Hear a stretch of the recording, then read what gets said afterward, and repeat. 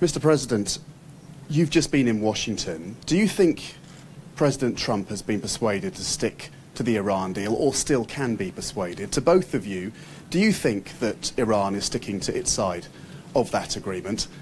And if President Trump does reimpose sanctions on Iran or withdraws from the agreement completely after May the 12th, what do you think will happen next? President Macron first, perhaps? Very good. Well, you've been last in Washington, but you go? You first? You're the host. I mean, you're the one to decide. Okay, well, firstly, I'll answer the third question, and then since President Macron has been, you've addressed a question to him about his visit to Washington, I won't, we believe the JCPOA is the best option we have available, and we support its continuance. So that's our policy, number one. Number two, you're asking me to speculate on what might happen if the United States does not continue with it after the 12th of May. With great respect, that is for you to speculate. I'm not going to hypothesize about that. But as to the President's perceptions on Washington, I'll turn over to the President. Briefly, Mr. Prime Minister, do you think Iran is sticking to its side of the agreement? Look, I won't. I'm not going to comment on that right now. But I said I'm not going to speculate. But we do believe that the continuance of the JCPOA is the best available option.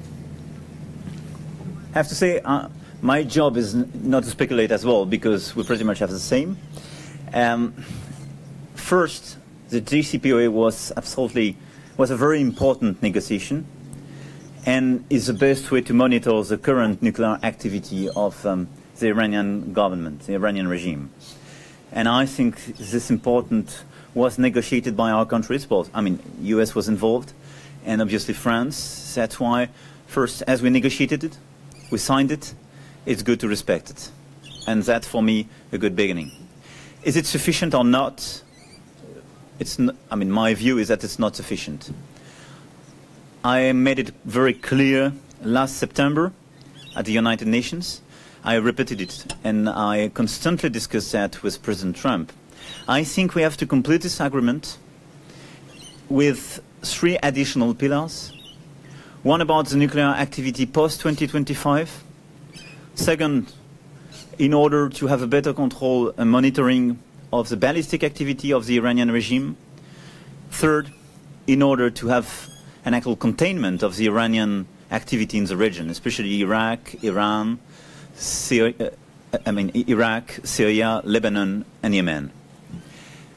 Having said that, that's why I proposed to negotiate a sort of broader comprehensive deal to the President of the United States, and he expressed himself very positively about the fact to negotiate this more comprehensive new framework agreement with the Iranian regime. I had the opportunity during the past days to exchange about that with President Putin, with President Rouhani, and I'm not here to speculate. I don't know what the US President will decide the 12th of May. I just want to say, whatever the decision will be, we will have to prepare such a broader negotiation and a broader deal. Because I think nobody wants a war in the region, and nobody wants an escalation in terms of tension in the region.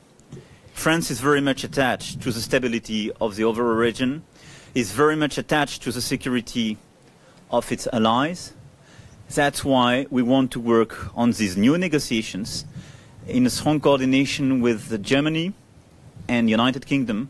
We will work very actively in order to convince everybody to have, in the coming days, weeks and months, such a negotiation, which is the only way to progress and stabilize the region.